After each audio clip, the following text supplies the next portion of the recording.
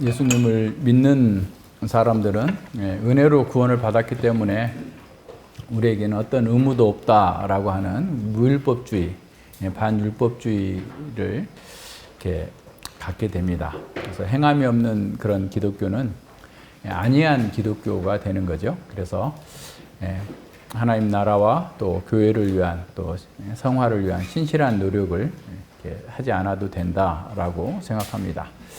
어떻게 살든지 간에 구원은 떼놓은 당상이기 때문에 열심히 노력하지 않아도 된다.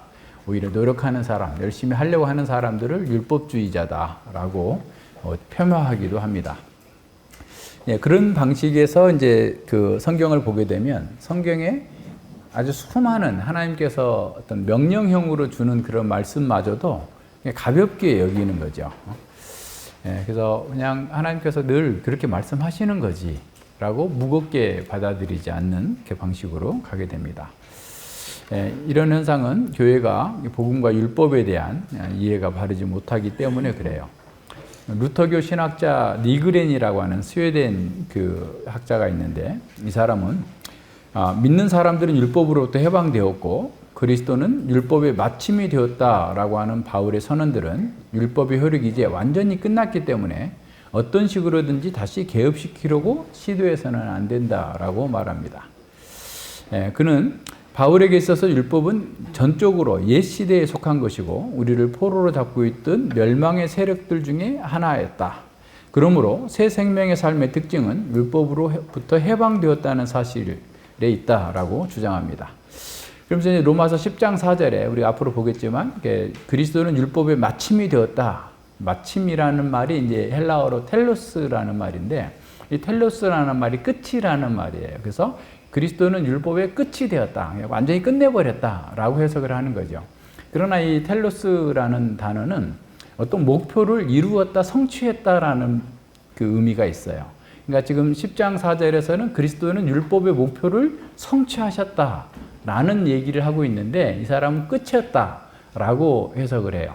그리고 지금 여기 8장 4절에 있는 것도 이제 8장 4절에도 육신을 따라 행하지 아니하고 성령을 따라 행하는 우리에게 율법의 요구가 이루어지게 하려 하심이다 라고 했던 그 말씀을 가지고 어떻게 해석을 하냐면, 예수님께서 그와 함께, 그러니까 예수님 안에 우리가 포함되어 있기 때문에 이게 그냥 우리가 이룬 것으로 여겨주시는 것이지 우리가 실제로 그렇게 율법을 이루는 것은 아니다라는 방식으로 해석하는 거예요. 그러니까 율법의 요구가 우리에게 이루어진다는 그 말씀을 니그레는 율법을 이루는 것과 마찬가지로 율법의 적극적인 목적을 가지고 있다라는 것을 인정을 하면서도 그것은 신자들이 성령의 능력을 힘입어서 율법을 이루는 것을 가리키는 것이 아니라 단지 그리스도가 율법을 이루었고 우리가 그리스도 안에 있다는 사실에 의거해서 마치 신자들이 율법을 이룬 것처럼 말하고 있을 뿐이다 라고 해석을 하는 거예요.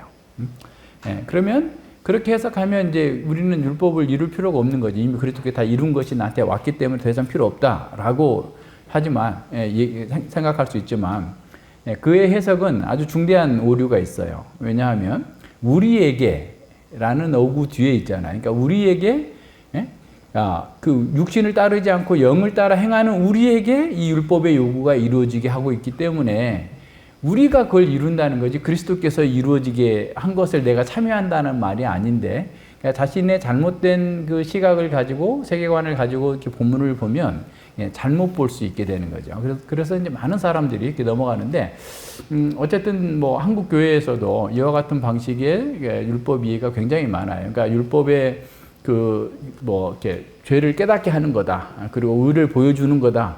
정도는 인정을 하지만 율법의 제3용도, 우리가 율법을 따라 행해야 된다라고 하는 그 사실을 인정하지 않는 사람들이 굉장히 많습니다. 특별히 언약을 믿지 않는 비개혁주의권에 있는 그 교회들에서는 아주 이런 해석이 아주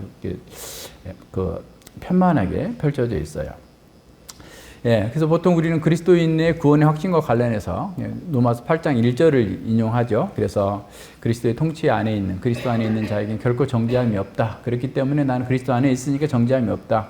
맞아요. 맞지만 그것이 전부가 아니고 2절에서 성령의 생명의 성령의 법이 죄와 사망의 법에서 우리를 건져내셨고 3절에서 그리스도께 하나님께서 그 아들을 우리를 위해서 보내주셔가지고 그 죄의 세력을 파괴했고 그리고 우리 또한 우리의 죄도 거기서 없애주셨고 그리고 4절에서 우리가 성령을 따라서 행하는 그 신자에게 율법의 요구가 이루어짐으로써 더 이상 우리를 정죄할 수 없게 됐다라고 하는 것이 종합적으로 드러나야 돼요. 그러니까 한 가지만이 아니라 물론 그것이 그냥 하나만 얘기해도 틀린 건 아니지만 부족한 답이 되는 거죠. 예를 들어서 네 가지를 써야 되는데 한 가지만 쓴 거나 마찬가지인 거죠. 그렇게 되면 성경에서 말해주고 있는 구원받은 사람의 영광과 특권 또 그 삶에서 나타나야 될 그런 능력이 제대로 발현될 수 없기 때문에 그렇습니다.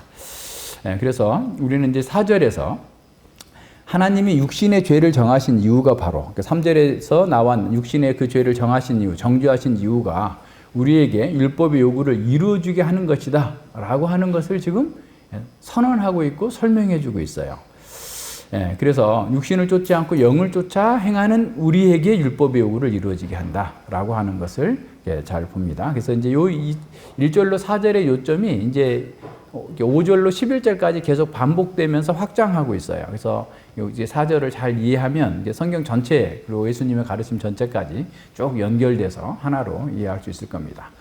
4절은 희나라고 하는 몸하기 위하여 목적을 이렇게 제시하는 그 말이 헬라어에서는 첫 번째 나옵니다. 그래서 이는 바울 사도가 구약의 그 에레미야 31장 그리고 에스겔 36장에 있는 새 언약의 그 예수님 안에서 새 언약이 구현되었다, 성취되었다라고 하는 것을 전제하고 있었기 때문에 이렇게 선언하고 있는 것을 봅니다.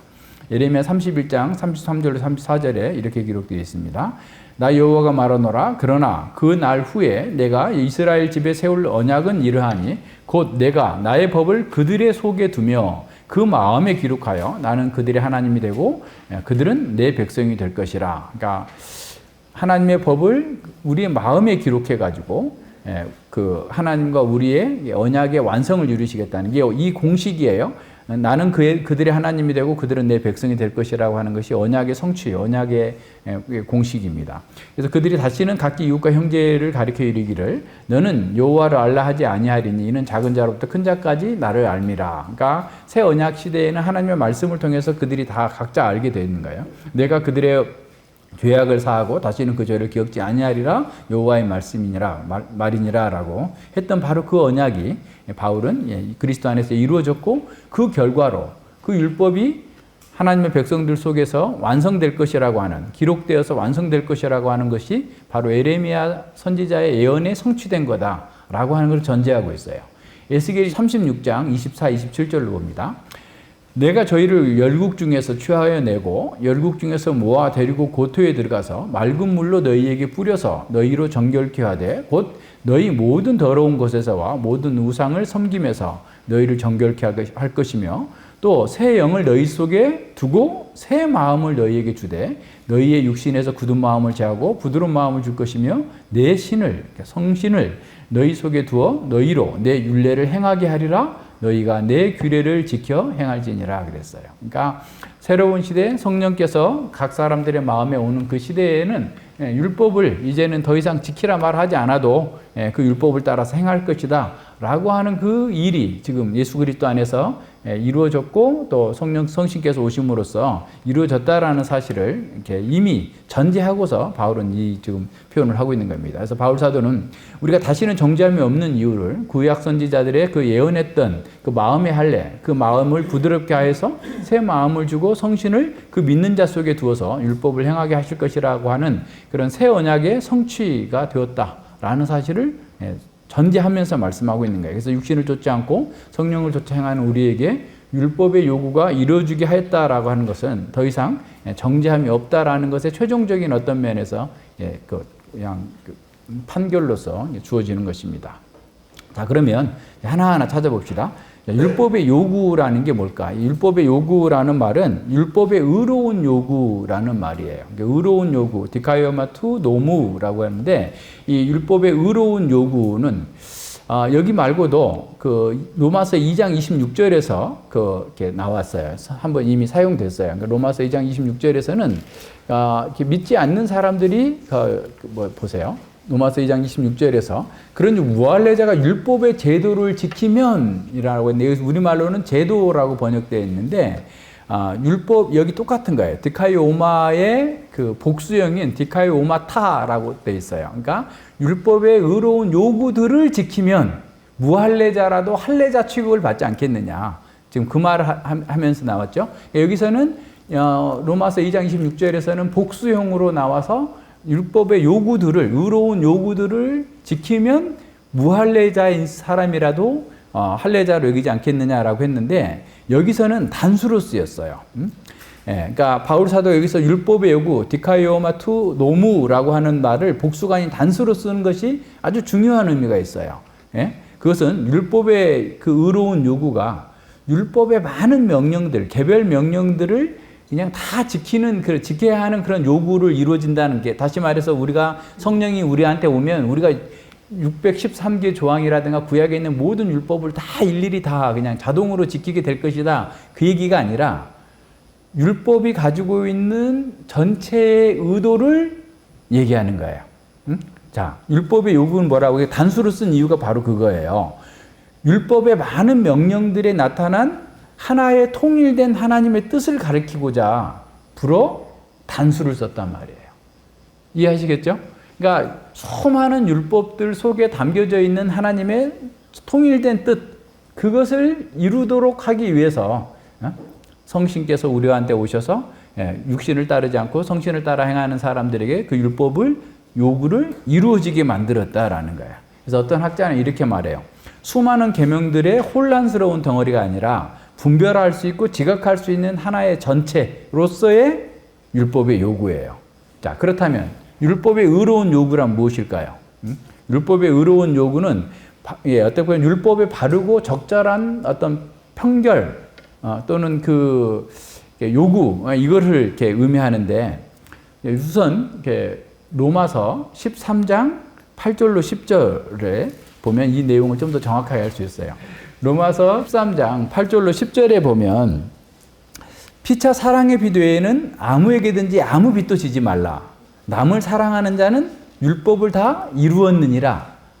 똑같은 말이에요. 플레로 성취하였느니라, 완성하였느니라. 간음하지 말라, 살인하지 말라, 도둑질하지 말라, 탐내지 말라 한 것과 그 외에 다른 계명이 있을지라도 내 이웃을 내 자신과 같이 사랑하라 하신 그 말씀 가운데 다 들어있다.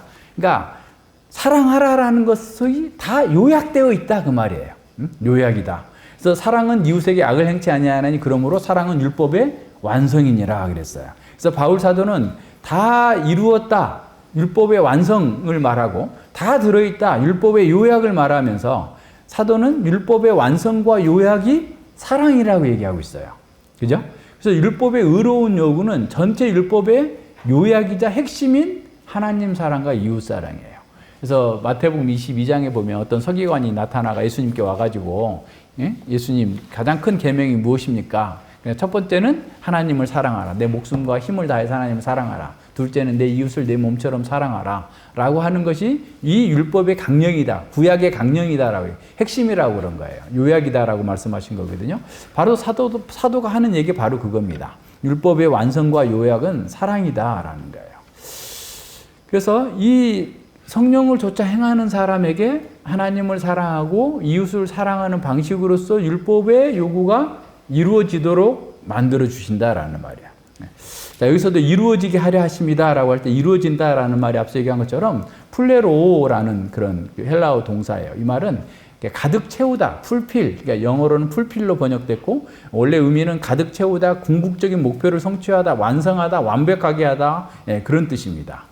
그렇다면 여기서 완성하다라는 를 의미하는 플레로라는 그 단어가 바울은 어떤 의미로 사용할 것인가를 한번 잘 생각해 봐야 돼요. 이제 주목할 것은 그 중간기 문헌이나 또 70인역에서나 이 바울이 이 단어를 쓸 때까지, 그러니까 율법을 완성하다라는 그런 표현이 자체가 하나도 없어요. 그러니까 다른 어떤 문헌에서도 헬라어 어떤 문헌에서도 율법을 이렇게 완성하다, 이루어지게 하다라는 표현이 전혀 사용되지 않고 있다라는 거예요. 나타나지 않고 있다라는 거예요. 자, 그렇다면 바울 사도는 여기에 뭔가 아주 중요한 것들을 담아내고 있는데, 앞서 얘기한 것처럼 로마서 13장 8절에서 남을 사랑하는 자는 율법을 완성하였느니라, 다 이루었느니라, 그죠? 남을 사랑하는 것이 율법을 다 이루었다라고 그래요.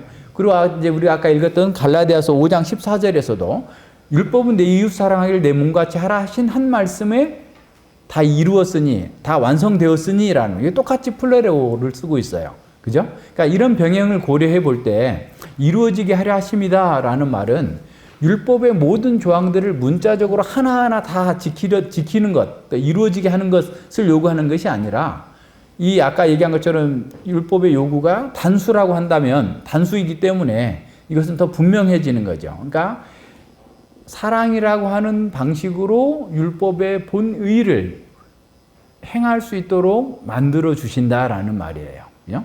그러니까 율법의 다양한 조항들은 사실 잘 생각해 보면 사랑의 다른 표현들이에요. 무슨 말인지 알겠죠? 그러니까 1계명부터 4계명 하나님을 사랑하는데 이렇게 사랑해라. 5계명부터 10계명 이웃을 사랑하는데 이렇게 사랑하라. 제사 제도도 너희가 하나님을 사랑하고 하나님이 너희를 사랑해서 이 제도를 주었으니 그 사랑으로 참여하라라는 거예요. 그러니까 사랑이 없는 모든 것들은 다 어떻게 외식이고 거짓이고 껍데기에 불과하고 온전히 그 사랑 가운데서 율법을 성취하는 거다라는 것을 보여주는 겁니다. 그래서 우리는 율법을 사랑 안에서 하나님께서 주신 원래의 의도를 성취하는 방식으로서 주어지는 거다라고 하는 것들을 다시 생각해 봐야 됩니다. 우리가 십계명 해설 서론에서 공부했던 것처럼 율법의 궁극적인 목적은 이스라엘 백성들을 괴롭게 하거나 짐을 주거나 또는 막 겁박해가지고 이렇게 살라라고 한 것이 아니라 사실 하나님의 뜻을 알려주고 하나님 언약의 하나님과 사랑의 관계를 갖도록 만들어주시는 직무예요. 그러니까 하나님과 함께 사랑의 관계 속에서 언약적 복을 누리도록 하기 위해서 이 율법을 주셨단 말이에요. 그래서 이 율법을 통해서 우리 존재가 거룩해져야 되고 우리의 삶이 사랑으로 행동으로 드러나야 되고 그리고 그 결과는 생명을 부욕해 하는 대로 나가야 된다라고 했잖아요. 그래서 율법의 궁극적인 모티브는 하나님과 함께 누리는 생명 모티브가 가장 강해요. 그래서 결과적으로 늘 생명이 부유하게 되도록 만들어주는 것이 율법입니다. 그래서 율법은 우리 존재가 거룩해야 되고 우리의 삶이, 행동이 사랑으로 나타나야 되고 그리고 그 궁극적인 결과는 생명을 부욕해 만드는, 나의 생명을 부욕해 하고 이웃의 생명을 부욕해 하고 하나님의 생명을 부욕해 한다고, 하나님의 생명을 부욕해 한다, 하나님께 영광을 돌리는 삶으로 살아갈 수 있도록 만들어준다라고 하는 것을 보여주고 있는 거예요. 그래서 그 율법의 의미를 잘 깨닫는다면, 자 보세요. 이제 율법이 성신께서 우리가 육신을 쫓지 않고 성신을 쫓아서 행하는 우리에게 율법의 요구를 이루어지게 한다. 이게 율법의 그동안의 사람들은 그게 안 됐어요. 그죠? 근데 이제 성령께서 우리한테 오셔서 하나님을 사랑하는 마음을 주시고 하나님을 사랑할 수 있도록 우리를 말씀 가운데로 이끌어 주시고 그 상황들을 배울 수 있도록 만들어 주시는 거예요. 그래서 우리가 결과적으로 보세요. 인간이 에덴 동산에서 하나님을 배반하고 나오게 된 게 하나님보다 자기를 사랑했기 때문에 그런 거잖아요. 하나님보다 자기를 사랑했기 때문에 하나님을 배반하고 하나님께서 금지하신 그 선악을 알게 하는 나무의 실과를 먹었어요. 율법을 어긴 거예요. 그런데 다시 이제 우리는 하나님께로 돌아가서 나보다 하나님을 더 사랑하는 사람으로 바뀐 거예요. 그것이 율법을 이루고 있는 거예요. 만약에 여러분이 나보다 하나님을 더 사랑하고 있다면, 하나님의 뜻을 더 존중히 여기고 있다면 우리는 율법을 이루는 것이고 어떤 누가 나를 정죄해도 정죄당하지 않을 수 있는 거예요.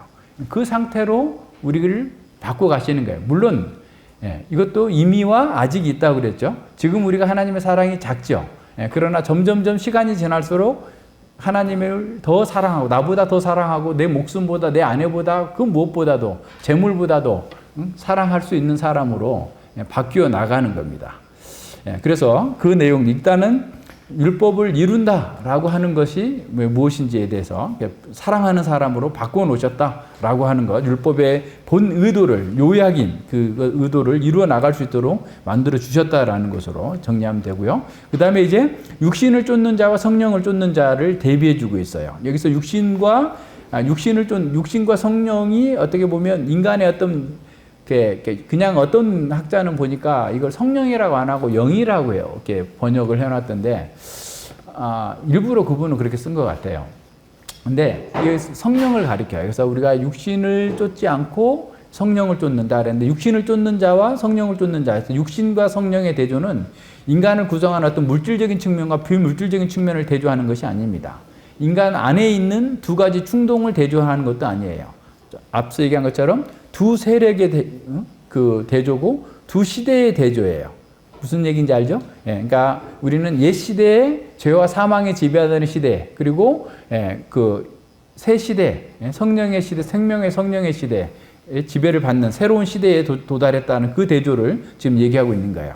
그래서 육신은 아담의 타락으로 인해서 시작된 옛 시대의 세력이고, 성령은 그리스도의 오심으로 시작된 새 시대의 세력입니다. 그래서 육신의 지배를 받는 사람은 하나님을 대적하고 자기 중심적으로 살고 있기 때문에 세상의 정신에 점령당해 있습니다. 그래서 그에게는 하나님의 뜻을 행할 능력이나 행하고자 하는 의지가 없는 것이죠. 그러나 성령의 지배를 받는 사람은 하나님께 순종하려는 마음과 순종할 수 있는 능력을 부여받아서 종말론적인 새로운 삶을 살 수 있도록, 영위할 수 있도록 바꿔주시는 겁니다. 그래서 육신을 쫓지 않고 영을 쫓아 행하는 우리에게라는 말은 사실은 그리스도인의 보편적인 삶의 방식을 보여주고 있어요.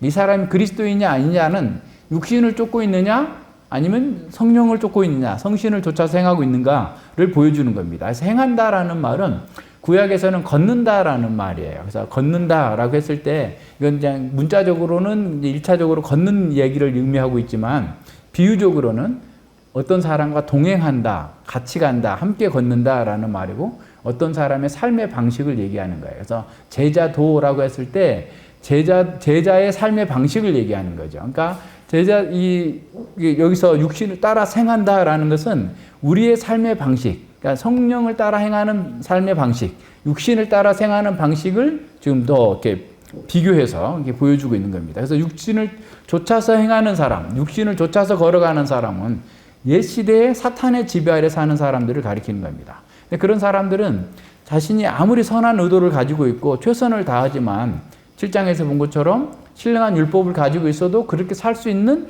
능력이 없었던 거예요. 계속 실패할 수밖에 없었어요. 그러나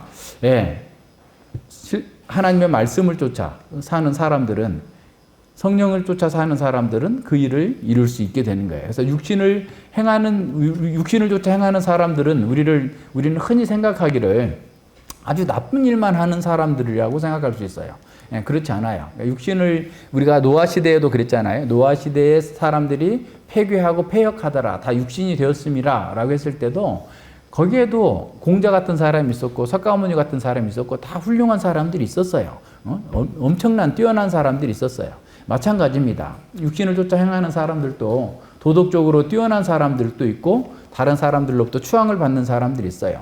세상에 유익을 주는 많은 선한 일들과 개혁을 이룰 수도 있습니다. 심지어 세상에 존경받을 수 있는 어떤 랍비가 되고 유명한 신학자나 목사가 될 수도 있습니다. 그러나 육신을 따라서 행하는 그 사람들의 특징은 자기 영광을 추구하는 거예요. 하나님의 영광을 추구하지 않습니다. 이 세속에 물들어 있어요. 그래서 어떤 종교적인 열정과 헌신을 막 열심히 행한다 할지라도 그것을 우리가 잘 분별할 수 있어야 돼요. 이걸 분별하지 못하면 정말 이렇게 순진한 사람들이 그런 사람들을 추종하면서 거대한 세력을 이루고 오히려 자신과 사회를 위태롭게 만드는 그런 일들이 지금 현재 한국 사회에서 일어나고 있잖아요. 그래서 잘 생각해 봐야 됩니다. 그런 사람들은 기독교의 용어를 사용하고 기독교를 자기 직업으로 삼고 이렇게 목사임체 하지만, 그리고 자기도 굳게 그렇게 믿고 있지만 사실은 세상의 풍속을 쫓는 사람이고 자기의 정욕을 쫓아서 하는 사람들이에요. 그래서 그걸 잘 분별할 수 있어야 돼요. 우리도 그럴 수 있으니까 자기를 살펴보자는 겁니다. 거듭나지 않는 사람들은 그들이 어떤 성취를 이뤘든지 간에 모두가 다 육신을 쫓아서 행하고 있습니다. 그들은 자기 인생에서 자기 영광을 위해서 의로운 일을 행하고 공공의 이익을 위해서 헌신한다 할지라도 공중 권세 잡은 자가 만들어 놓은 세상 풍속과 정욕을 따라서 행하는 사람들입니다. 육신을 쫓아 행하는 사람들이 교회에 들어왔다 할지라도 거듭나게 하시는 성령의 역사가 없다면 결코 성신을 좇아서 행하는 율법의 의로운 요구를 이룰 수 없다는 사실 또한 기억해야 됩니다.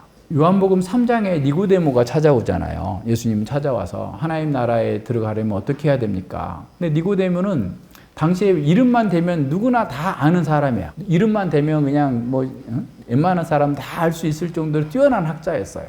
근데 그렇게 뛰어난 학자가 예수님께서 야, 하나님 나라에 들어가려면 거듭나야 된다라고 하니까 무슨 소린지를 못 알아들어요. 너가 그렇게 유명한 선생인데도 그것도 모르겠느냐? 라고 물어요. 왜? 그가 거듭나지 아니하면 알 수 없어요. 하나님 나라의 이 율법을 이룰 수 없어요. 니고데모야말로 얼마나 열심히 했겠어요. 우리하고는 비교할 수 없는 아주 어려서부터 얼마나 훈련을 받았고 얼마나 열심히 했겠어요. 근데 나중에 이 사람이 예수님께 십자가에 못 박히신 후에 장례에 참여합니다. 아리마대 요셉과 함께 장례에 참여한 걸 보면, 그리고 이 사람을 교회도 아마 알고 있었을 터이기 때문에, 그죠? 교회에, 그러니까 요한복음을 기록할 당시에 니고데모라는 사람이 교회를 잘 섬기고 교회를 위해서 아주 헌신하는 사람이었기 때문에 이름을 이렇게 밝혔을 수도 있어요. 그죠? 네, 그러니까 그런 것들을 생각해 본다면 거듭나지 않으면 할 수 없는 거예요. 그죠? 그러니까 이것이, 그러니까 성신을 조차 행하는 사람에게 율법의 요구가 이루어지는 것이지, 성신을 좇지 않는 사람, 성신으로 거듭나지 않는 사람들로서는 불가능하다라는 거예요. 그래서 오늘날도 육신을 쫓아서 행하면서 율법의 요구를 이루려고 하는 사람들이 이렇게 있어요. 그건 어쩔 수 없는 거죠. 하나님 은혜가 아직 없기 때문에. 그러나 시간이 지나면 그것이 그들이 결국 한 일들이 육신을 쫓아서 행한 것임이 좀 드러나게 되어 있습니다. 왜냐하면 육신으로는 결코 하나님의 의로운 이 율법의 요구를 이룰 수 없기 때문에 그렇습니다.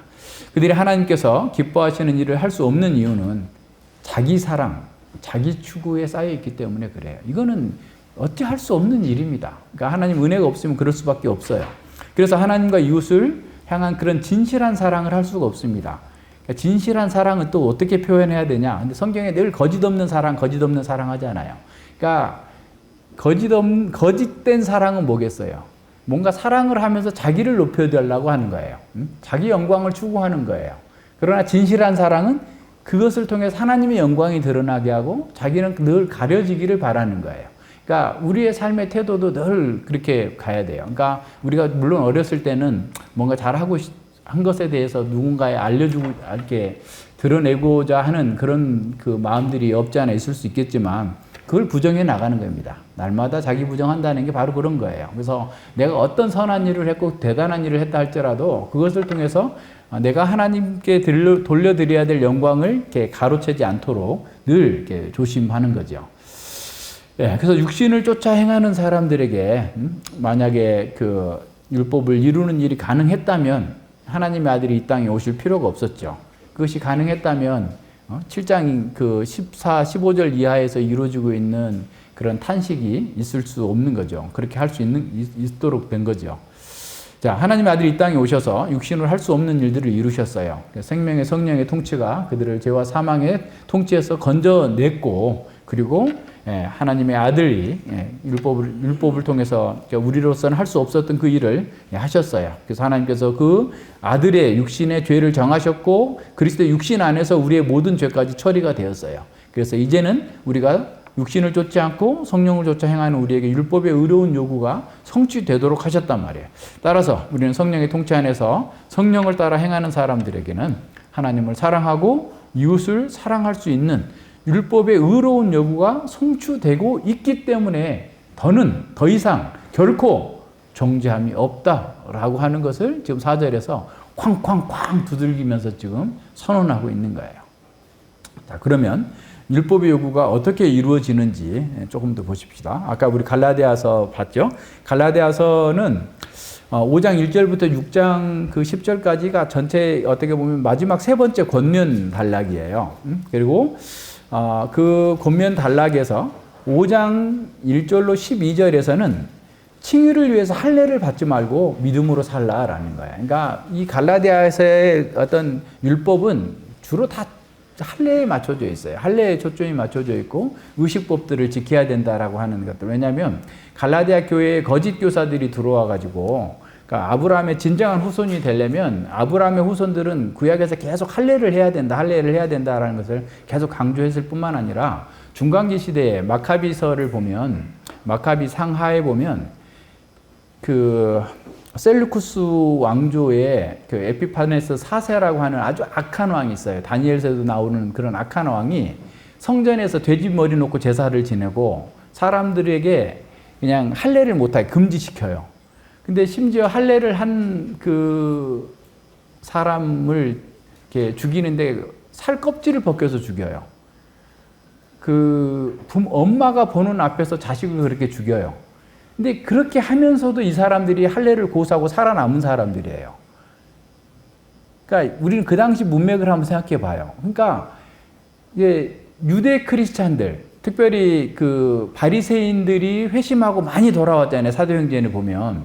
그 사람들 원래 그냥 유대인들만 모여 있는 교회 또는 개종한 이방인, 그러니까 이방인이라 할지라도 할례를 한 사람들만 모여 있는 교회에 있다가 바울이 전도를 통해서 막 이방인들이 막 모이는 교회들이 생겨난 거예요. 근데 이방인들 중에서도 경건한 이방인들은 이미 회당 예배에는 계속 참여하고 있었어요.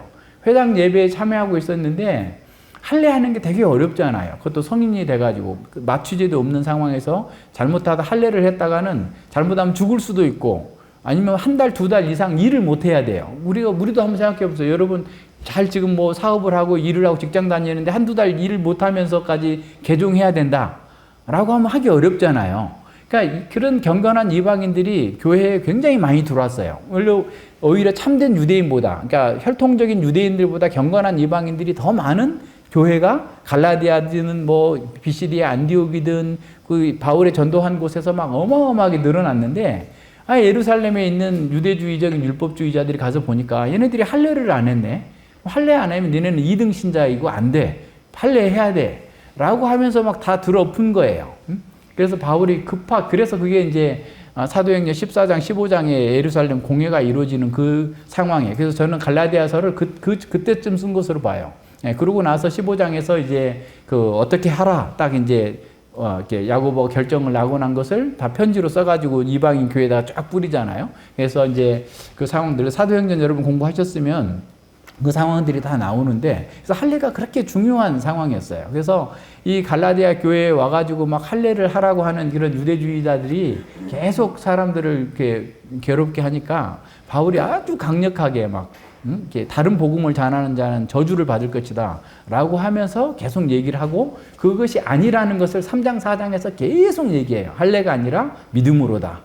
너희가 믿고 성신을 받은 게, 성령을 받은 것이 믿음 때냐 할례 받을 때냐, 말도 안 되는 소리 하지 말라 하면서 이제 계속 아브라함의 사건들까지 이렇게 견주어 가지고 그 얘기를 한 거예요. 그러고 나서 이제 5장 1절로 12절까지는 뭐냐면 할례 받지 말고 오히려 할례 하자고 하는 놈 너희들이 할례 해버려, 쫓아내버리라, 그 말이에요.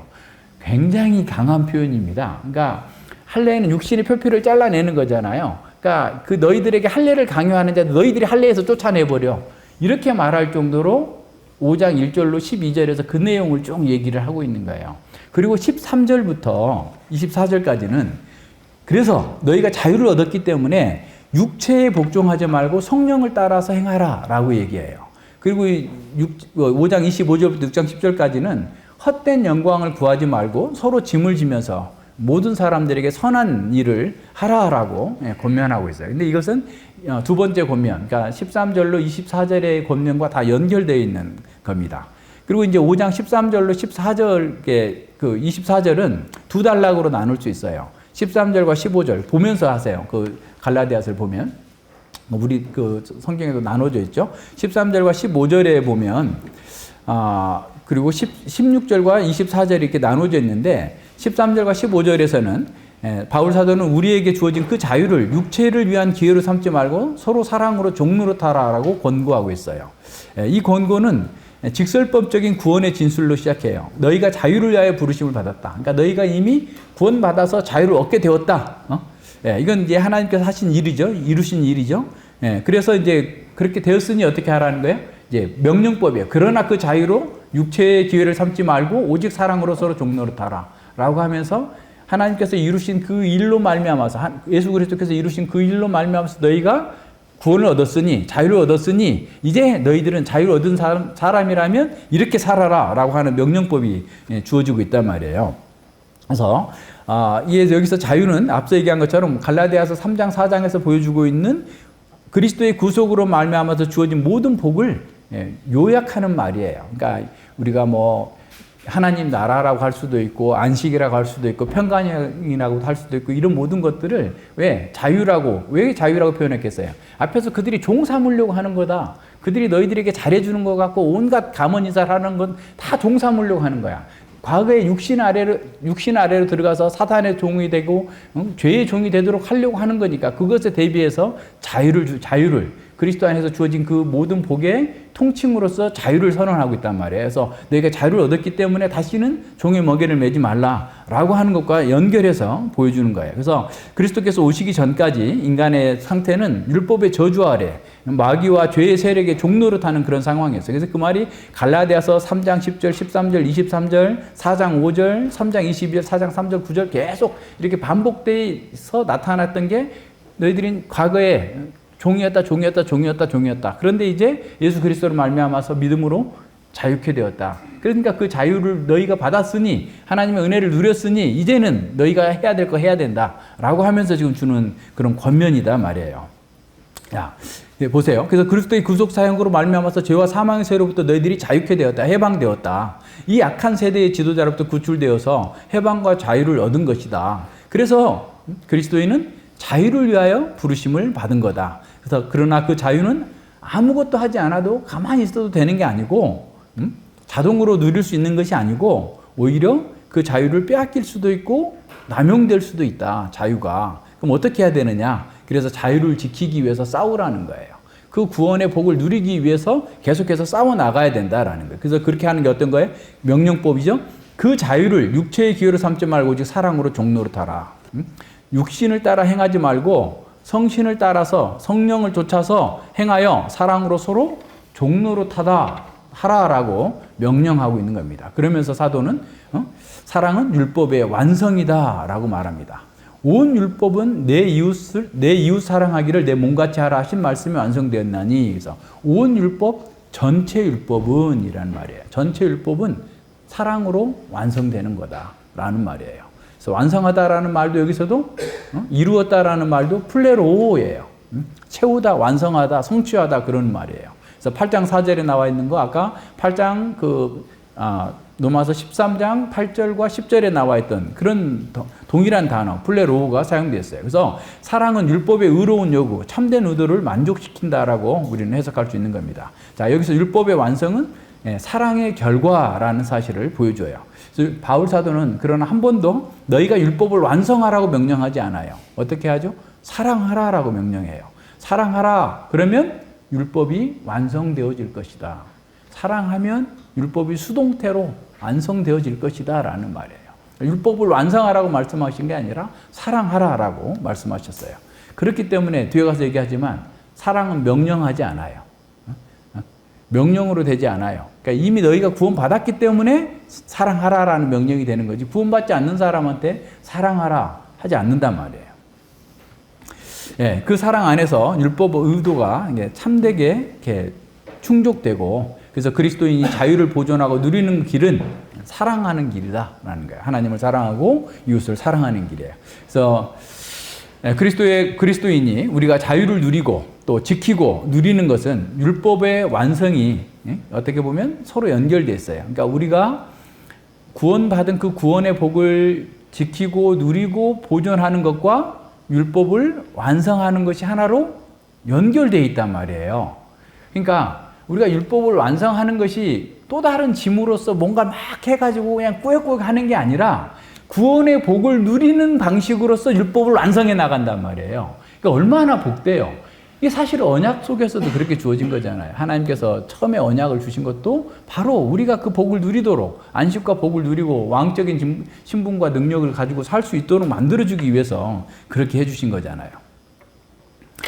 예, 그래서 좀 더 쉽게 말하면 죄와 사탄의 지배 아래서 율법의 저주 아래로부터 구원받은 이 구원의 복을 보존하기 위해서 우리는 사랑을 통한 율법의 완성하는 것이 필수적으로 요구된다는 거예요. 사랑함으로써 율법을 완성하라라는 거예요. 그래서 그리스도인의 자유는 사랑으로 율법을 완성할 때 가장 강하고 아름다운 향기를 발할 수 있다라고 선언합니다.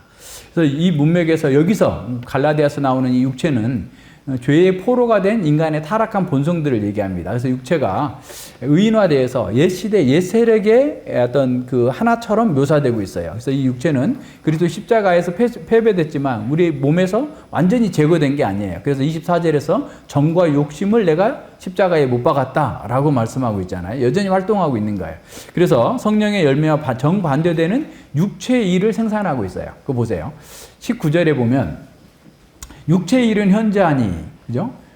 음행과 더러운 것과 호색과 우상숭배와 술수와 원수 맺는 것과 분쟁과 시기와 분냄과 당짓는 것과 불리함과 이단과 투기함과 술취함과 방탕함과 또 그와 같은 것들이니 너희에게 전에 경계한 같이 경계하는 이런 일을 하는 자들은 하나님 나라를 유업으로 받을 수 없다라고 선언하고 있는 거예요. 성령의 열매는 정반대되는 것을, 그러니까 성령의 열매와는 정반대되는 걸 생산하는 게 육체가 하고 있는 거예요. 그래서 육체는 새로운 메시아 시대의 하나님의 능력이 성령과 반대되는 세력으로 우리를 계속해서 사로잡으려고 하기 때문에 그렇게 가면 안 된다는 거예요. 만약 그리스도인이 이 육체에 굴복하여 사로잡히게 된다면 즉각적으로 발생하는 게 뭐겠어요? 지금 이 문맥에서 자유를 상실하는 거예요. 구원의 복을 누릴 수 없는 겁니다. 육체에 사로잡히게 되면. 그럼 예전처럼 악한 세력의 노예 상태로 귀착되어 버릴 수 있는 거죠. 그래서 육체를 따라 사는 사람들에게 하나님 나라를 유업을 받을 수 없다라고 선언하고 있는 거예요. 자, 이제 16절로 24절에 보면 육체의 소욕을 충족시키지 않고 살기 위해서 사랑의 열매를 생산하는 성령을 좇아서 행하라라는 말씀으로 나옵니다. 이 권고는 이 권고에서 바울 사도는 율법의 완성은 궁극적으로 성령을 좇아 행하는 삶의 결과다라는 거야. 그러니까 율법에 완성하는 것은 내가 알아서 하는 게 아니라 앞서 얘기한 것처럼 성령을 좇아서 행하는 사람들에게 삶의 열매로서 율법이 완성되는 거예요. 그래서 성령의 열매들로 묘사되고 있는 그 모든 미덕들은 사실은 다 사랑이에요, 사랑. 사랑의 다른 부분. 그래서 성령의 9가지 열매들이 아니라 열매예요. 하나의 단수예요, 이게 또. 그러니까 사랑의 여러 가지 그 속성들을 그렇게 표현하고 있는 겁니다. 그래서 열매라는 은유가 시사하고 있는 것처럼 성령은 사랑의 내적인 원천과 능력, 성령의 열매들은 성령은 사랑을 이렇게 만들어내는 그 내적인 능력과 원천으로서 우리에게 작용하고 있는 거예요. 그러므로 그리스도인의 사랑은 성령의 내적 활동 속에서 비로소 출발하고 있다라는 것을 보여줍니다. 이것이 율법이 성령의 능력 아래에 있는 그리스도인의 삶에서 완성되고 있는 것을 보여줘요. 그러면서 이제 23절 보세요. 5장 23절 갈라디아서. 근데 그 앞에 보세요. 22절 오직 성령의 열매는 사랑과 희락과 희평과 오래 참음과 자비와 양손과 충성과 온유와 절제니 23절 하반절 이 같은 것을 금지할 법이 없느니라 라고 했죠. 여기서 많은 학자들이 법을 얘기할 때 일반적인 원리로 해석을 해요. 지난번에 프린스플 이런 것처럼 이렇게 하는데 그러나 이런 해석은 문맥의 지지를 받지 못해요. 우리말 번역에도 그렇게 돼 있죠. 왜 이렇게 되었냐면 5장 14절에 보세요. 온 율법은 누구겠어요? 모세의 율법을 가리키는 거죠. 그죠? 그리고 18절에도 보세요. 만일 내가 성령의 인도하심을 받은 바 되면 율법 아래 있지 아니한다라고 그랬잖아요. 그래서도 여기서도 23절에서도 이 법은 율법이라고 해석을 해야 돼요. 가까운 문맥에서 비추어서 볼 때 무슨 말인지 아시겠어요? 자, 왜냐하면 지금 앞에서도 사랑은 율법의 완성이라고 했잖아요. 그리고 이 또 뭐 이렇게 노모스가 나왔는데 이 노모스를 이렇게 달리 해석하면 안 되고 그 율법으로 해석해야 돼. 그러면 율법으로 해석하면 어떻게 되냐면 이제 왜 그런지 또 제가 또 설명할 거예요. 율법으로 해석하면 이렇게 돼요. 율법은 그런 것들을 반대하지 않는다. 다시 말해서 그런 것들은 뭐예요? 앞에 성령의 열매를 반대하지 않는다라고 하는 거예요. 자, 보세요. 23절 하반절은 21절 하반절과 이렇게 상응하는 거예요. 이게 무슨 말이냐면 육체의 일을 갖다 쭉 설명하면서 21장 상반절까지 육체의 일은 이렇게 현저하다라고 하면서 이 같은 일을 하는 자, 21절 하반절에서 이런 일을 하는 자들은 하나님 나라를 유업으로 받지 못할 것이요 라고 하는 것과 병행하고 있단 말이에요. 그러니까 육체의 일을 하는 사람들은 하나님 나라를 받지 못한다. 성령의 일을 하는 사람들은 율법이 이걸 금하지 않는다. 반대하지 않는다. 이 말이에요. 그래서 자 보세요. 성령의 열매들은 성령의 일을 하는 사람, 열매를 맺는 사람들은 율법이 그것을 반대하지 않는다. 다시 말하면 율법은 아까 사랑이 율법을 완성한다고 그랬잖아요. 그러니까 이 성령의 열매를 맺는 사람들과 그 열매들과 율법이 그게 상응하거나 반대하지 않는다. 다시 말하면 성령의 열매와 또 율법이 다른 게 아니다라는 거예요. 같다라는 거예요. 왜? 성령의 열매 다 사랑에서 나오는 거고 율법의 요약이 다 사랑에서 나오는 거잖아요. 그죠? 성령의 열매 원천이 성령으로부터 주어지는 사랑이고, 그죠? 그 사랑이고 율법의 요약은 아까 사랑이라 그랬잖아. 그래서 율법은 이와 같은 성신의 열매, 성령의 열매들을 반대하지 않는다. 같은 거다라고 하는 것을 이와 같은 방식으로 쓴 거란 말이에요. 이해가 되겠어요? 자, 그래서 이제는 그렇기 때문에 그리스도 안에 있는 사람, 성령 안에 있는 사람들은 현재와 영원히 율법의 정죄로부터 분리돼요. 그런데 한 가지 고민이 있어. 18절에 보면 만일 성령의 인도하신 바가 되면 율법 아래 있지 아니하리라 그랬어. 아유, 또 율법 아래 있지 않다고 그랬잖아 또. 아유, 헷갈려. 그러면 이 율법 아래는 앞에서부터 계속 아까 나왔던 거, 죄 아래, 사탄의 지배 아래, 죄의 욕망 아래, 육신 아래 하고 똑같은 거예요. 시대를 얘기하는 거라고 그랬잖아요. 그러니까 똑같은 말이 쓰여졌다고 해서 맨날 똑같은 말 쓰면 이게 앞뒤가 안 맞고 헷갈리고 아무것도 안 돼요. 그러니까 항상 동일한 단어가 쓰였어도 앞뒤 문맥 속에서 어떻게 사용되고 있는가를 보면 알아요. 그래서 로마서에서도 마찬가지잖아. 율법 아래에 있을 때, 죄 아래에 있을 때, 사탄의 지배 세력 안에 있을 때, 육신에 있을 때 다 율법 아래에 있는 거라고 얘기했잖아요. 그래서 로마서 7장 6절에서도 우리가 더 이상 율법 아래에 있지 아니하고 성신으로 섬기고 율법의 조문 낡은 것을 섬기지 않는다. 시대의 변환을 얘기하는 거지 율법이 필요 없다 얘기하는 게 아니란 말이에요. 그러니까 사람들이 본문을 너무 그냥 슥슥슥 보니까 헷갈리는 거야. 이게 뭔 소리인지 모르고 아이 모르겠다. 율법 필요 없는 건가 봐. 라는 식으로 생각을 하니 율법을 이루는 삶을 살지 못하니 자유를 누리지 못하고 여전히 육신에 매여서 종살이 하고 있는 거예요. 거듭났음에도 불구하고. 무슨 말인지 이해하시겠죠? 그러니까 우리가 거듭난 생명을 가지고 있다면 성신의 인도하심 속에서 율법을 이루는 것으로 자유를 누리고 복을 누리고 하나님 나라의 영광에 참여하는 것이다. 그러니까 그렇게 사는 게 우리의 행복이라니까, 기쁨이라니까요. 그러니까 근데 이거를 몰라요. 그래서 이게 아주 바닥부터 좀 이렇게 해야 되는데 이거 딱 끝나고 나면 진짜 재밌어요. 그러니까 이게 잘 안 되면 자꾸 헷갈리는 거예요. 말씀 안에서 사는 그 삶의 기쁨도 없고. 그래서 18절에서 말하고 있는 것은 죄 아래 사탄 안에 육신에 속하여 저주 아래 있었던 그 얘기를 계속 얘기하고 있는 겁니다. 그래서 여기 갈라디아서 5장 18절에서의 말씀은 성령의 인도하심을 따라 순종하는 그리스도인들은 율법의 저주 아래 있지 않다라는 말이에요. 율법 아래 있지 않다라는 말이 아니라. 그죠? 그래서 실제로 이 선언은 성령의 열매를 산출하는 자들은 율법이 정죄하지 못한다라고 선언하는, 그죠? 율법은 그런 것들을 반대하지 않는다라는 말씀과 18절과 21절 하반절은 동일한 의미를 가지고 있다라는 거예요. 그래서 성령 사람들이 산출되고 있는 성령의 열매는 곧 사랑의 열매예요. 그죠? 그러니까 하나다라고 하는 것들을 잘 기억해야 됩니다.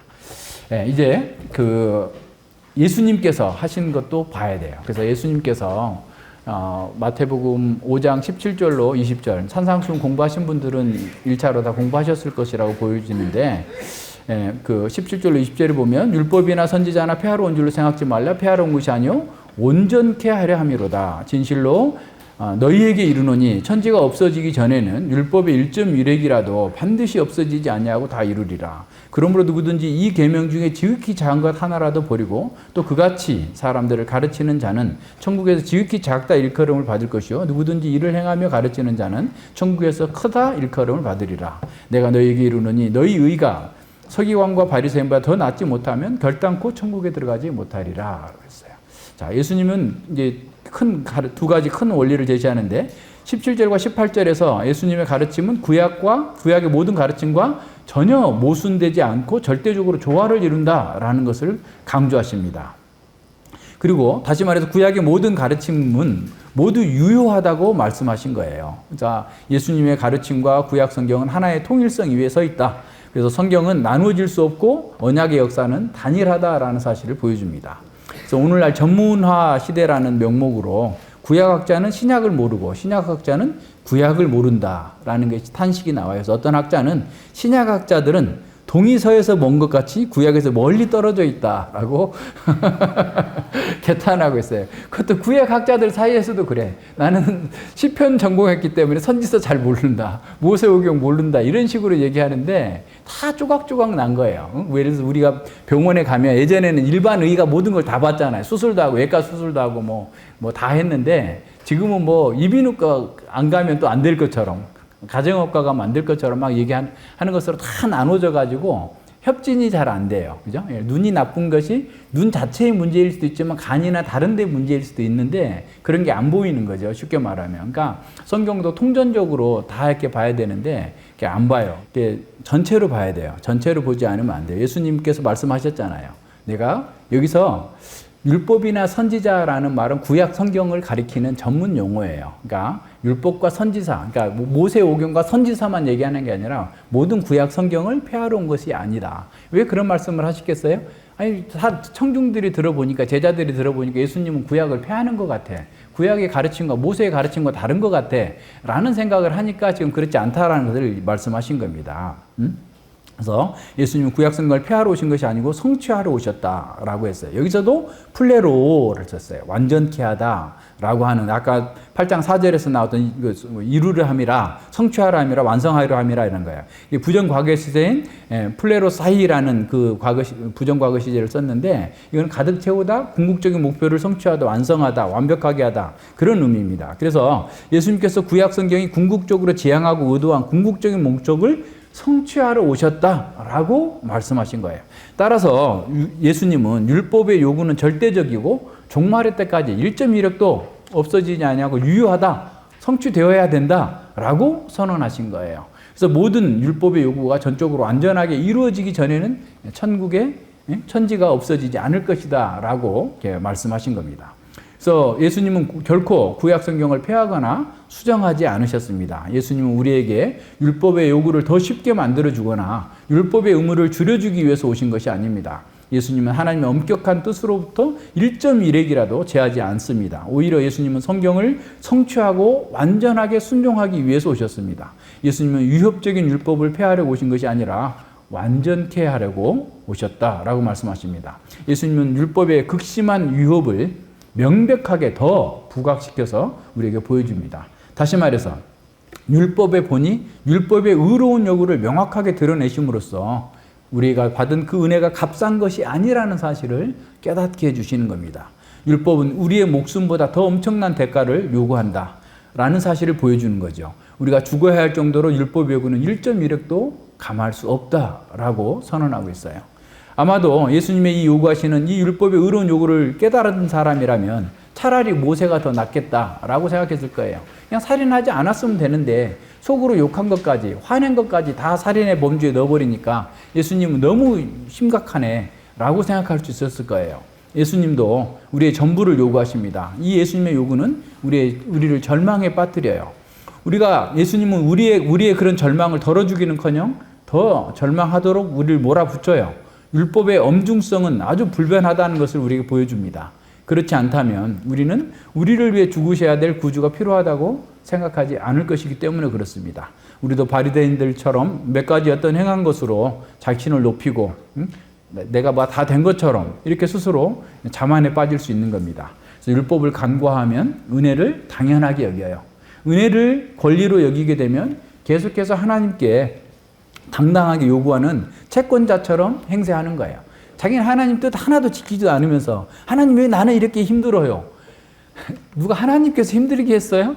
자기 연민에 빠져가지고 마치 하나님께서 자기에게 뭘 대단한 것을 해줘야 되는 것처럼 생각하는 것 또한 뭐예요? 은혜가 권리로 바뀌었기 때문에 그래요. 하나님의 아들이 그리스도로 오신 것은 자신의 그 종말론적인 지상 사역을 통해서 율법의 모든 요구를 궁극적으로 성취하시기 위함이에요. 그러니까 율법에 완전하게 순종하고 율법의 저주인 십자가에까지 죽으시기 위해서 이 땅에 오신 겁니다. 그리고 그 종말론적 지상 사역을 마치시고 승천하신 후에 성령을 보내셔서 우리로 하여금 율법을 지키도록, 다시 말해서 율법의 의로운 요구를 행할 수 있도록 만들기 위해서 하나님의 아들이 이 땅에 오신 겁니다. 그래서 아우스티누스, 그러니까 어거스틴은 이걸 잘 깨닫는 거예요. 로마서 8장을 잘 깨닫는 거예요. 율법이 주어진 것은 은혜를 구하기 위해서다. 그러니까 율법을 통해서 자기를 보면 아이고 하나님, 오호라 나는 공고한 자로다. 나는 죽었습니다. 나에게 은혜 베풀어 주시옵소서. 긍휼과 자비를 베풀어 주시옵소서. 라고 율법이 주어졌고, 은혜가 주어진 것은, 이 구원의 은혜가 주어진 것은, 자유가 주어진 것은 율법을 성취하기 위해서다. 4세기, 5세기에 어거스틴이 이렇게 얘기했어요. 근데 왜 딴소리를 합니까? 그대로, 그 말씀대로, 이 말씀이 그 말씀 아니에요. 그죠? 율법은 인간의 파산을 깨닫고 심령이 가난해져서 하나님의 은혜를 구하는 사람으로 만들어주고, 은혜가 주어진 것은 율법의 의로운 요구를 성신 안에서 행하면서 이루어지도록 하기 위함이었다 라고 선언하고 있잖아요. 여기에 무슨 다른 이론이 없잖아요. 그리고 이제 19절과 20절에서 마태복음 5장 19절과 20절에서 예수님은 구약 성경과 완전한 조화를 이룬 예수님의 가르침은 바리새인과 서기관들의 가르침과 철저하게 다르다라는 사실을 보여줘요. 이 말씀을 올바르게 이해해야만 그리스도인의 삶과 또 제자들인 우리의 삶에 대한 어떤 로드맵을 이렇게 이해할 수 있어요. 그러니까 왜 그렇게 해야 되는지를 알 수 있는 거죠. 그러니까 바리새인과 서기관들은 바리새인 서기관, 과라고 쓰였지만 바리새인 곧 서기관, 서기관 곧 바리새인인데, 자, 육신 아래서 어떤 면에서 육신을 따라서 행하면서 자신의 방식으로 율법을 지키겠다고 고수했던 거죠. 열심히 했던 거죠. 그러나 주님은 그들의 위선과 거짓된 사랑을 폭로하셨어요. 그럴 수밖에 없어요. 그게 안 되는 거예요. 그죠? 그들은 육신을 쫓아 행하면서 율법의 의로운 요구를 이루고자 했으나 실상 죄와 사망의 지배 아래서 위선적인 삶, 자기중심적인 거짓 사랑으로 사람들을 속이면서 인도한 겁니다. 예수님은 그들의 이런 위선을 폭로하셨기 때문에 그들로부터 계속된 반대와 적대적인 공격을 당하셨어요. 진리는 항상 거짓을 폭로하게 되어 있습니다. 일부러 그러는 것이 아니라 진리의 빛이 가면 어둠이 드러나게 되기 때문에 그런 거예요. 그래서 19절 다시 봐요. 그러므로 이 계명 중에 지극히 작은 것 하나라도 버리고 또 그같이 사람을 가르치는 자는 천국에서 지극히 작다 일컬음을 받을 것이요 누구든지 이를 행하며 가르치는 자는 천국에서 크다 일컬음을 받으리라 그랬어요. 자, 이 말씀은 율법의 어느 한 구절도 무시할 수 없다라는 것을 선언하고 있습니다. 율법의 지속적인 유효성을 다시금 강조하신 겁니다. 따라서 구원받은 사람에게 율법이 필요 없다고 가르치는 것은 소경과 다름없는 무지의 소치입니다. 그래서 율법은 모든 구절 전체를 문자적으로 지켜야 한다는 것이 아니라 예수님께서 예수 그리스도 안에 성취된 율법, 다시 말해서 예수님께서 그 의로운 요구를 다 이루셨고 그 의로운 요구를 이룰 수 있도록 우리에게 주신 바로 그 사랑의 율법을 통해서 하는 거죠. 그래서 메시아적인 율법, 사랑으로 성취되는 율법을 따라서 그걸 지켜야 되는 거예요. 율법의 본의를 지키는 겁니다. 그러니까 단지 살인하지 않는 것이 아니라 다른 사람의 생명을 보호하는 거고, 간음하지 않는 것이 정도가 아니라 다른 사람의 정결을 보호하고 이런 삶으로 살아가는 것들로 나가도록 만들어주는 겁니다. 그래서 중요한 것은 의로움이나 거룩함은 어떤 체험으로서 뚝딱 되어지는 게 아니다는 거예요. 하나님의 말씀을 지키고 꾸준히 실천함으로써 되어지는 겁니다. 그래서 하나님을 사랑하는 방법이 율법 안에 게시되었고, 하나님을 사랑하는 사람은 그 율법을 성취합니다. 그래서 이 율법의 요구는 육신을 따르는 사람은 결코 행할 수 없습니다. 바로 이 시점에서 바리새인과 서기관이 등장합니다. 20절에 보세요. 내가 너희에게 이르노니 너희 의가 서기관과 바리새인보다 더 낫지 못하면 결단코 천국에 들어가지 못하리라.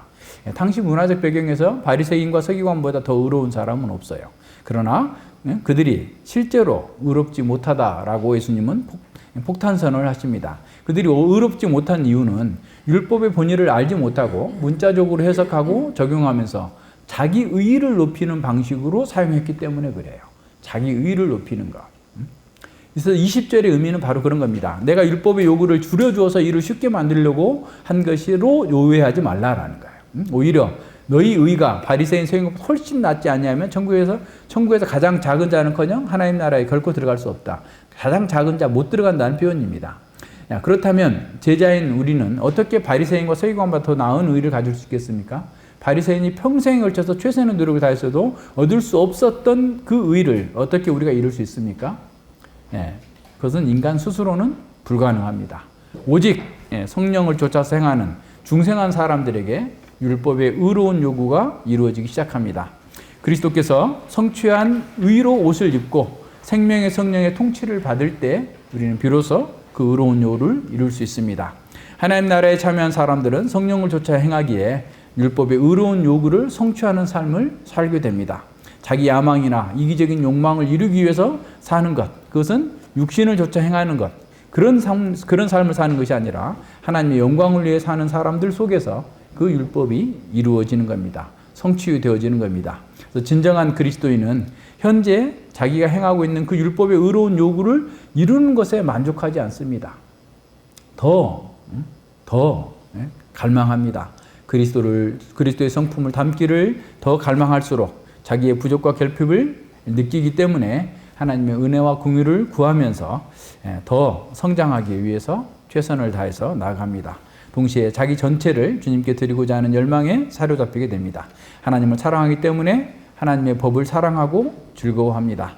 하나님을 사랑하기 때문에 또한 형제를 사랑합니다.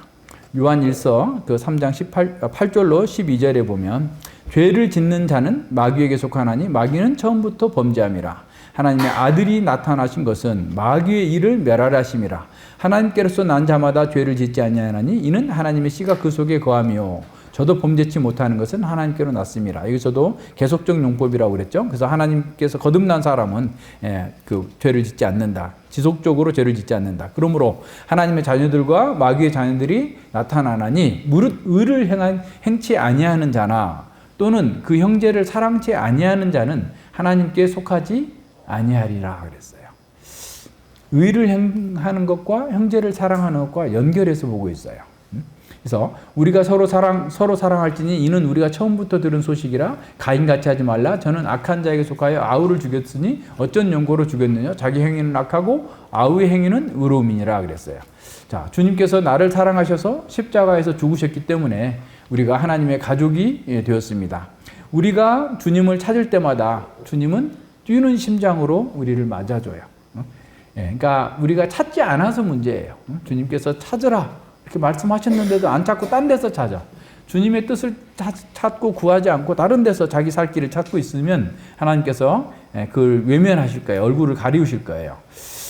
그래서 우리도 주님을 사랑하고 주님이 사랑하신 형제를 사랑합니다. 그런데 요한 사도는 형제를 사랑하는 것과 의를 행하는 것을 동일한 것으로 봅니다. 사랑이 곧 율법의 의로운 요구를 완성하는 것이기 때문에 그렇습니다. 그러나 사랑은 명령으로 되지 않습니다. 명령은 구속할 뿐입니다. 사랑은 명령으로 될 수 없고 호련히 성령께서 찾아오셔야 됩니다. 우리가 사랑할 수 있으려면 먼저 우리에게 사랑이 베풀어져야 합니다. 그리스도께서 율법을 이루셨기 때문에 우리도 율법을 이루면서 자유를 누립니다. 그리스도께서 하나님의 사랑을 부어주셨기에 우리도 사랑으로 섬기는 사람이 됩니다. 우리가 전심으로 사랑할 때 우리는 우리 전부로 사랑합니다. 사랑은 온 마음을 움직이기 때문에 그렇습니다. 우리가 율법의 의로운 요구를 성취하는 삶을 살고자 하면 우리 안에 있는 육신의 정욕과 싸워야 됩니다. 그러나 이 싸움은 로마서 7장에서 믿기 전의 싸움과는 전혀 다른 싸움입니다. 생명의 성령의 통치 안에서 한없이 부어지는 하나님의 사랑을 받고 있기 때문에 힘들지만 즐겁게 자기 부정을 할 수 있어요. 그러니까 자기 부정을 해보세요. 그러면 너무나 상실감이 커가지고 손해본 것 같아가지고 막 절망하는 게 아니라 버리길 잘했네. 주님 뜻대로 하길 내가 너무 잘했네. 그 속에서 우리가 자유를 누리고 평강을 누리고 안식을 누리는 거예요. 하나님 나라의 복을 그걸 누리는 거예요. 그래서 우리는 사랑할 수 있고 율법의 의로운 요구를 성취하는 것을 그 무엇보다도 즐거워할 수 있는 사람으로 바뀌게 됩니다. 이것이 우리의 특권적인 신분이고 사랑함으로써 율법의 의로운 요구를 이루면서 복을 누리는 방법입니다. 우리는 로마서 주제인 1장 16, 17절을 이 말씀을 통해서 좀 더 명확하게 볼 수 있어요. 복음은 모든 믿는 자에게 구원을 주시는 하나님의 능력이다. 복음에는 하나님의 의가 나타나서 하나님의 의가 하나님의 신실함으로 해서 시작되어서 사람들의 신실함을 목표로 나타났다, 계시되었다. 기록된 바 의인은 신실함으로, 하나님의 신실함, 나의 신실함으로 말미암아 영원한 생명을 누릴 것이다. 이제 좀 더 명확해지죠. 그러니까 이 로마서는 이것을 한 줄을 딱 보면 이 전체가 다 이렇게 꿰어져 있어요.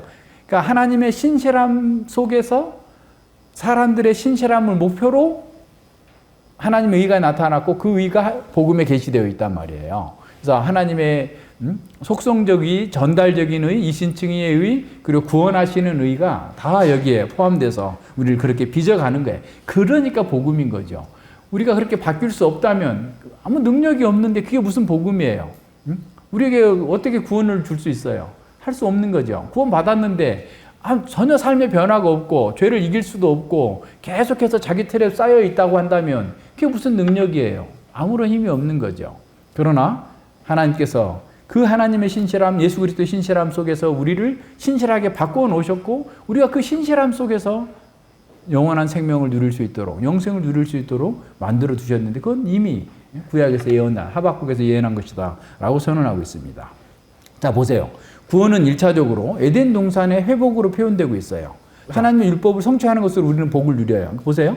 에덴 동산으로 우리가 간다라고 했을 때 에덴 동산에서 율법을 지켰기 때문에 생명을 누린 거잖아요. 그죠? 율법을 지키지 않았기 때문에 쫓겨났고 사망으로 떨어진 거잖아요. 그래서 요한계시록 22장에서도 우리의 구원의 완성을 이루는 것을 에덴 동산 모티브를 가지고 와서 계속 설명해 주고 있어요.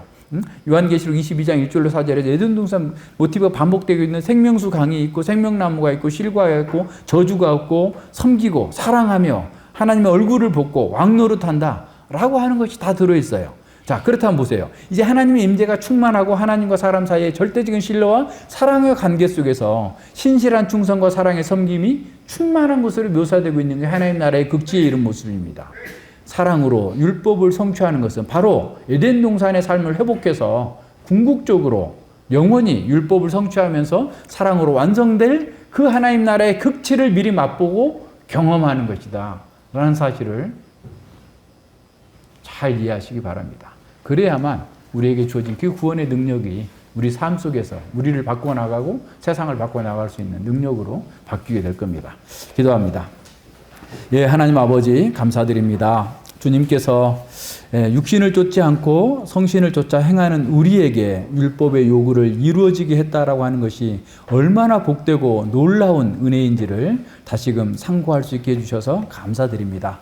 우리가 이런 특권과 영광을 받은 자로서 이제는 육신을 따라 행하지 아니하고 성신님을 따라서 행함으로써 참으로 사랑으로 이 율법을 완성해 나가는 거룩한 백성, 그리고 복된 백성, 아름다운 사람들로 온전히 변화되어 가며 주의 영광을 위해서 우리 자신을 헌신하면서 사랑하면서 또 이웃들에게 그 생명의 부유함을 증거하고 나타낼 수 있고 전달해 줄 수 있는 그런 사람으로 우리가 자라갈 수 있도록 이끌어 주시고 함께하여 주시옵소서. 감사드리오며 예수님 이름으로 기도드립니다. 아멘.